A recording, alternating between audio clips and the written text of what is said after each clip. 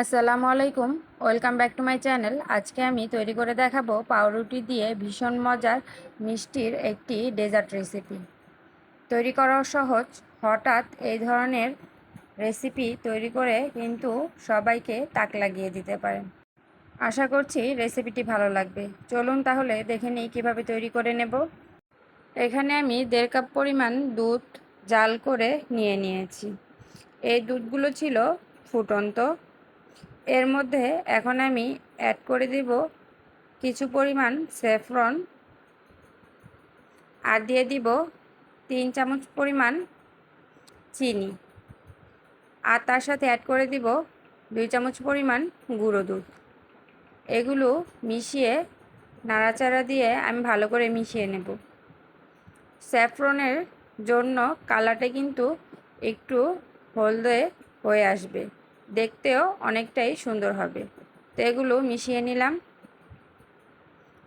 এখন আমি আর জাল করব না, যেহেতু আগে থেকেই জাল করে নিয়েছি। এখানে আমি 5 পিস ব্রেড নিয়ে নিলাম। এখন আমি এই ব্রেডগুলো চারপাশ থেকে কেটে লাল অংশটুকু বাদ দিয়ে দিব।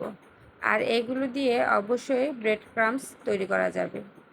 তো এইভাবে সবগুলো ব্রেডের চারপাশ থেকে আমি কেটে নিলাম।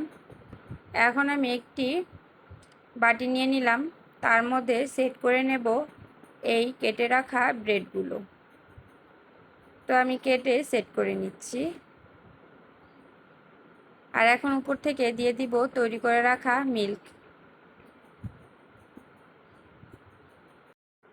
মিল্কগুলো আমি পরিমাণ মতো দিয়ে দিচ্ছি। তো এখন আমি উপর থেকে কিছু ড্রাই ফ্রুটস দিয়ে দিব। আমি ড্রাই ফ্রুটসগুলো কেটে নিয়েছি। এখানে কিছু বাদাম আমি কেটে নিয়েছি, পেস্তা বাদাম আর কাঠবাদাম, আর দিয়ে দিব কিছু কিশমিশ আর কিছু চেরি ফল। এগুলো আমি দিয়ে নিলাম। এই তো তৈরি হয়ে গেল খুব সহজে পাউরুটি দিয়ে ভীষণ মজার একটি মিষ্টির ডেজার্ট। আশা করছি রেসিপিটি ভালো লেগেছে। ভালো লাগলে অবশ্যই আমার চ্যানেলটিকে সাবস্ক্রাইব করে পাশে থাকা বেল আইকনটি প্রেস করে দিবেন। পরবর্তী ভিডিও দেখার আমন্ত্রণ রইল। আল্লাহ হাফেজ।